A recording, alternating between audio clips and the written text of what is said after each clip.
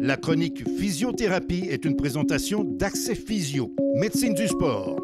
Ayez accès à la même qualité de soins que les athlètes de haut niveau.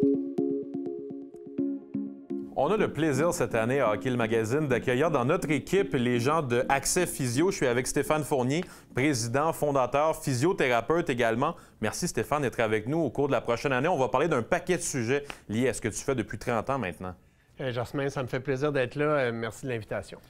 Pour cette première capsule, Stéphane, on va parler de gestion des blessures. Évidemment, c'est un sujet qui est très large. Je vais te demander d'abord, quelles sont les blessures que tu vois le plus souvent dans ton travail lorsque tu as à traiter des joueurs de hockey? Écoute, on voit toutes sortes de choses en clinique, Jasmin. On voit des problèmes d'épaule, des problèmes de dos, de genoux.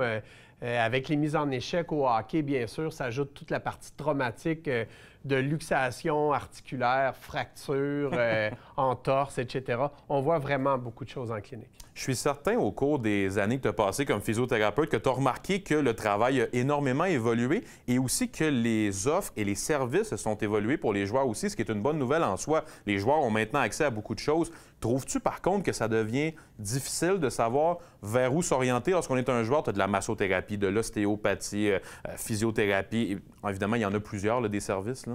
Il y a beaucoup d'approches, effectivement. Puis je me mets à la place des gens qui doivent faire un choix d'aller voir un professionnel ou un intervenant quelconque. Ça devient bien difficile. En même temps, j'ai envie de te dire que personne n'a réponse à tout. Personne n'a réponse à tous les problèmes. Nous, dans nos cliniques, on a ça, physiothérapie, ergothérapie, acupuncture, massothérapie, ostéopathie. On a toutes ces approches-là. Tout le monde peut mettre son grain de sel. Mais très honnêtement, je pense que la première personne à aller voir, le professionnel de la santé qui a l'expertise de procéder aux évaluations, procéder au plan de traitement, c'est vraiment le physiothérapeute qui va guider éventuellement les gens au retour au jeu. Fait que je pense que le premier professionnel à consulter demeure un physiothérapeute. Tu parles de gestion, en fait, on parle de gestion des blessures et de l'offre des services qu'il y a. Est-ce que tu as remarqué au cours des 30 dernières années à quel point ça a changé? Je suis certain la manière que tu gères une blessure, sans nous dire comment tu la gérais en 1990. Je suis certain qu'en 2021, ça a beaucoup changé. Écoute, il y a tellement de modes, c'est comme n'importe quoi. Bien, en médecine, en physiothérapie, on voit passer toutes sortes de modes. Les tapings ont évolué, les techniques thérapeutiques, les techniques manuelles, la science. La science évolue énormément rapidement, Jasmin. Il nous apprend des exercices, par exemple, qui étaient bien à la mode en 90, sont à proscrire aujourd'hui. Fait que je crois qu'un bon mélange d'expérience, parce qu'il y a des belles choses du passé qui sont à retenir, et un bon mélange aussi des trucs qui sont plus actuels, des techniques qui sont plus actuelles, considérant les données probantes.